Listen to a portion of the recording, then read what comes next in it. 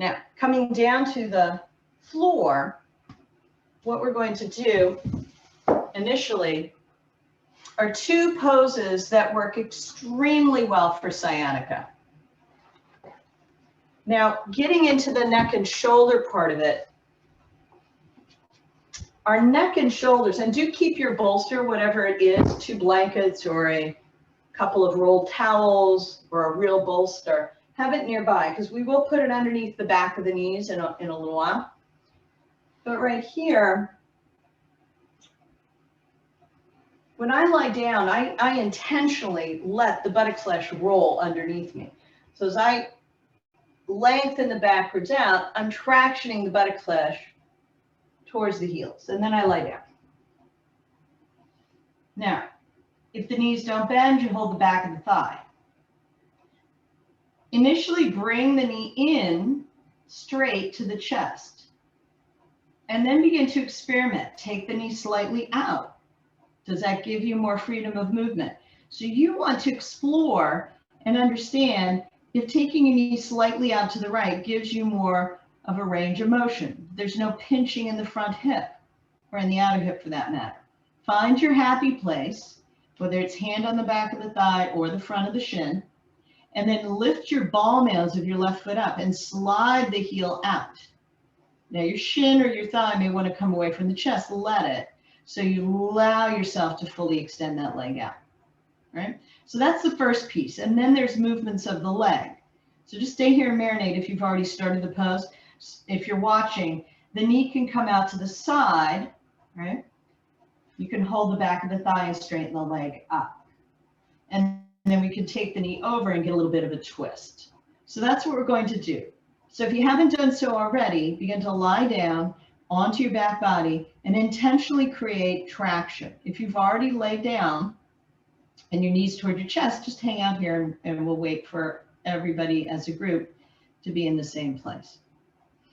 So with your hand either on your front shin or the back of the thigh, lengthen that left heel out along the floor. You can even flex the foot, ground the heel, and take the palm end of the foot out to create more space in that front left hip if you want.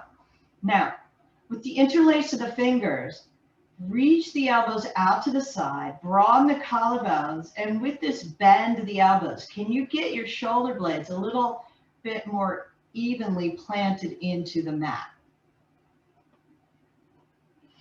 Then begin to play with the knee directly in, the knee slightly out to the right, knee in, maybe knee really in. That starts to really pinch out my inner hip, inner groin. And so I'm going to find that maximum place of opening and hold for a breath or two, firming the left thigh down, bringing the right thigh up alongside the chest. And now on your next inhalation, with your right hand only on your leg, open the right leg to the side. Keep the outer right hip moving towards the left heel. So this mimics Supta Padangusthasana. For those of you that are unfamiliar with that Sanskrit term, it's this pose where your leg is straight out. Right? But we want to work on the area of the hip at the moment. Now come back with your knee towards the ceiling, hold the back of the thigh, everyone, with the interlace, and sweep your toes towards the top of your head as you reach up through the heel. Now, some of us may end up tapping out with a bent leg and straight arms. That's fine. That's your pose. But for those of us that are able to really extend the legs straight and have bent elbows, you transfer your hands up closer towards the heel and firm the leg into your hands, broaden the collarbones, and retract the arms back down towards the floor. Take 2 to 3 long breaths here. Because things do let go. If you consistently stay in one position, again, allowing the body to feel a sense of safety, it will open up. Now bend your leg again, hold the outer right knee, extending the right arm out. You're holding the outer knee with your left hand. Now you're going to roll completely onto the outer edge of that left leg. Take the whole outer edge of the foot into the ground. Turn your ribs to the right, look over your right hand, and take the knee across to the other side. Any amount.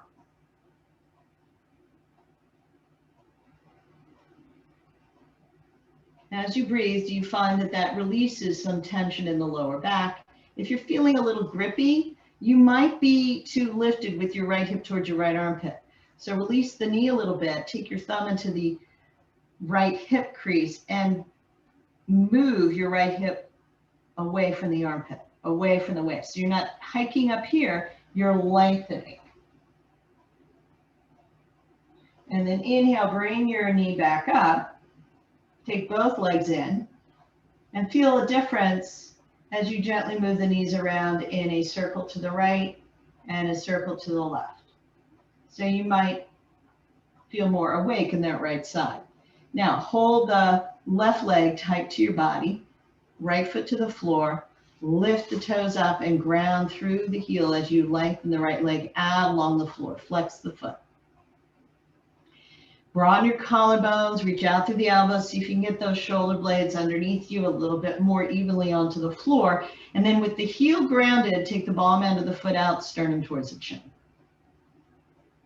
And then begin to play around with the position of your left thigh bone.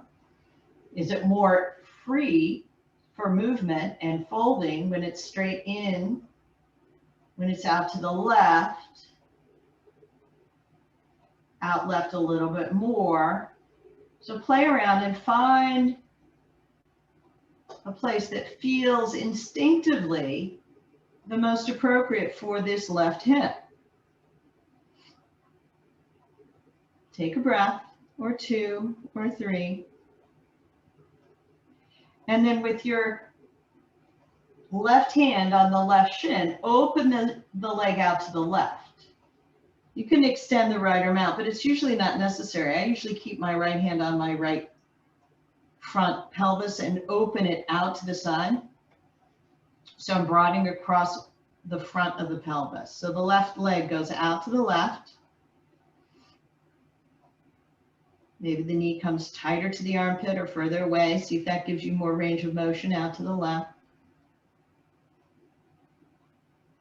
And then inhale, bring that left knee up, interlace the fingers behind the back of the left leg, and then begin to take your toes towards the crown of the head to straighten the leg.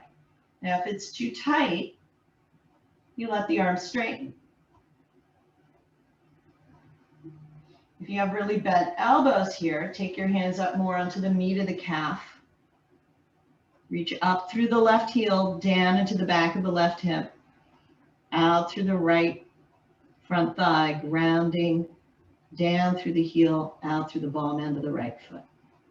Now bend that left leg again, right hand on the outer left knee, extend your left arm out, and as you turn onto the outer edge of your right leg, ground the outer edge of the right foot. Keep reaching through that right heel as you bring your knee up towards your chest or over and down towards the floor.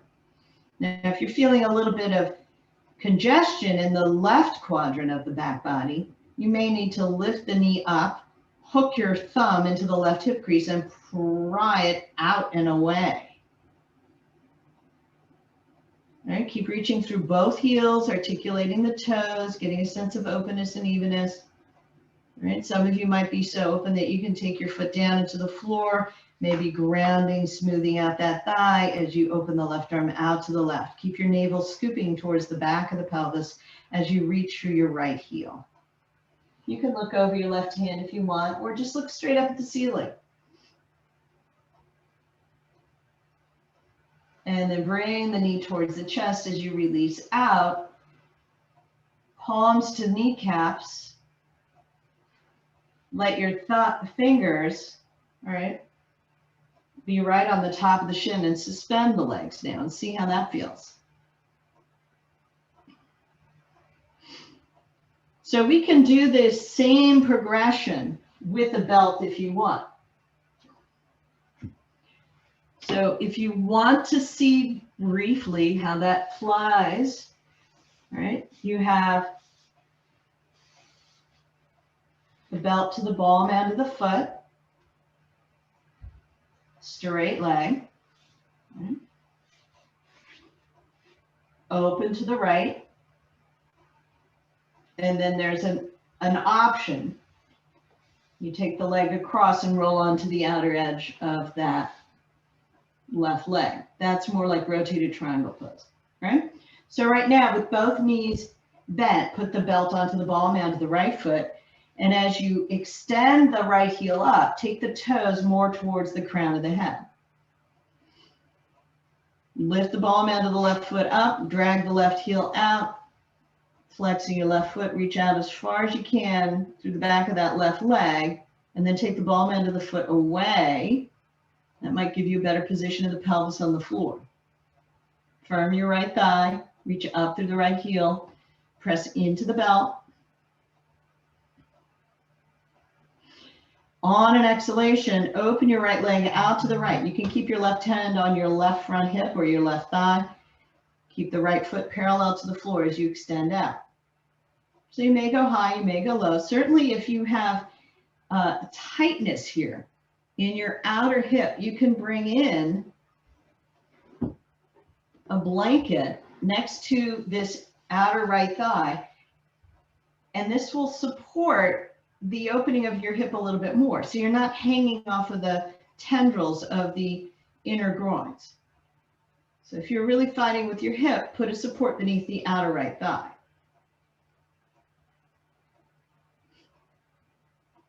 So the reach of the leg gives you more space in the hip.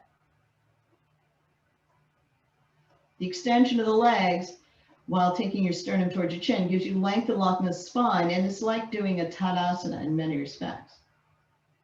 Now bring your right foot back up, switch out, hold the belt with your left hand, and if you have a tight IT band, you can always take a little bit of a journey into that by sweeping the outer right hip towards the opposite heel.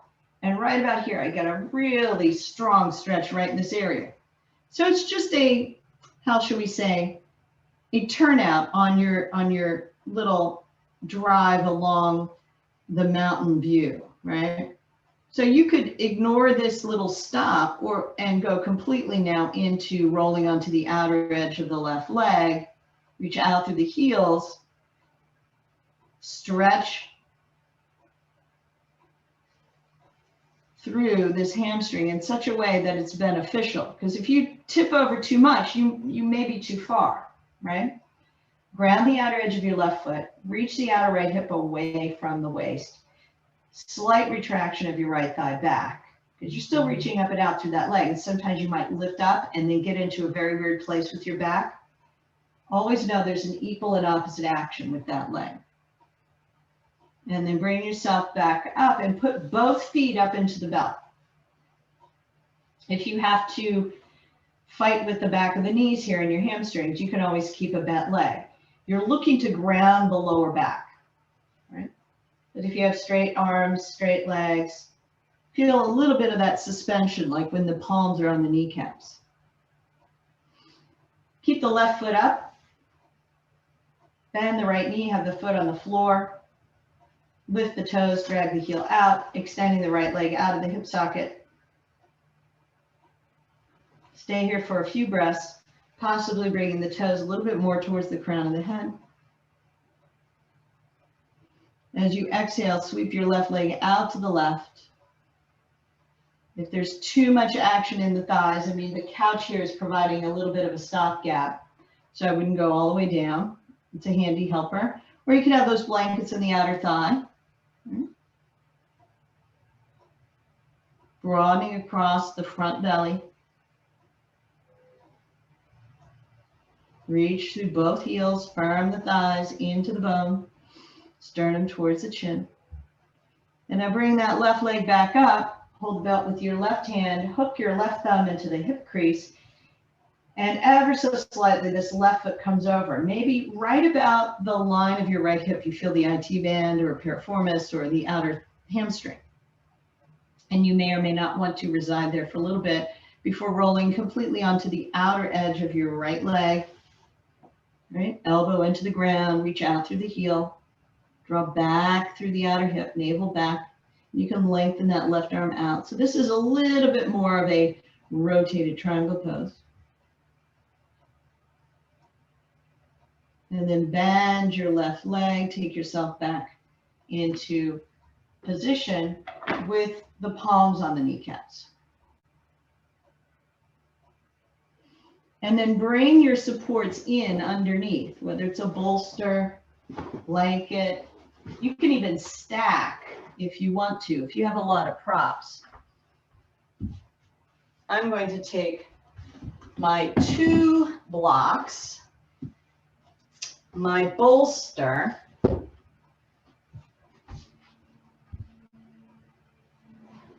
and 1 blanket. My calves are going to go across the back here, and I'm also going to open up this blanket to put a little bit of weight on my lower belly. So I come in close, I let the legs hang, suspend, lie down, buttock flesh towards the heels, and then I can take the blanket across my belly here, and I'm going to, out of convenience, I have my belt, I'm going to fold it in half. Work out any twists. Maybe I do a double layer. Okay. And with the belt going over my eyes, there's a withdrawal of the senses, which is pratyahara. So when we have this additional weight, it begins to quiet the mind, quiet the body much quicker.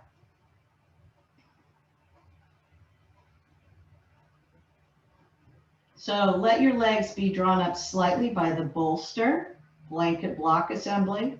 Let your abdomen descend down with a little bit of weight, whether it's your blanket or a sandbag or something else, and have the belt over your eyes. So once you begin to settle in here, observe the evenness or lack thereof of the back body.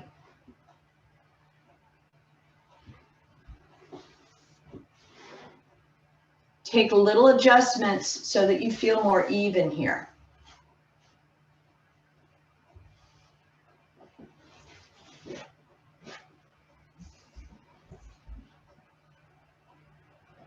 Lengthen your inhalation to match the time of your exhalation, or shorten your inhalation to match the time of your exhalation.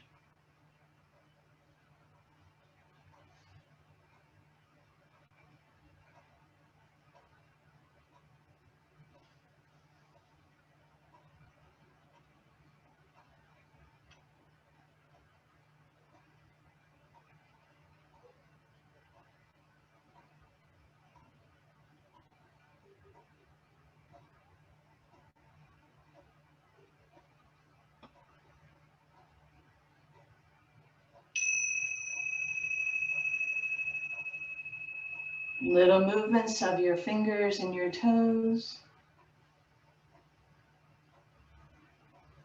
Taking the weight off of your abdomen, bend your knees and roll to your right side, lying heavy here.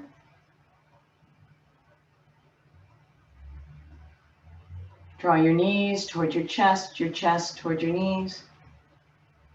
And using your arms, press into the floor and come to sit up. Palms together in front of your heart. Bow your head from the knee to the neck. Namaste.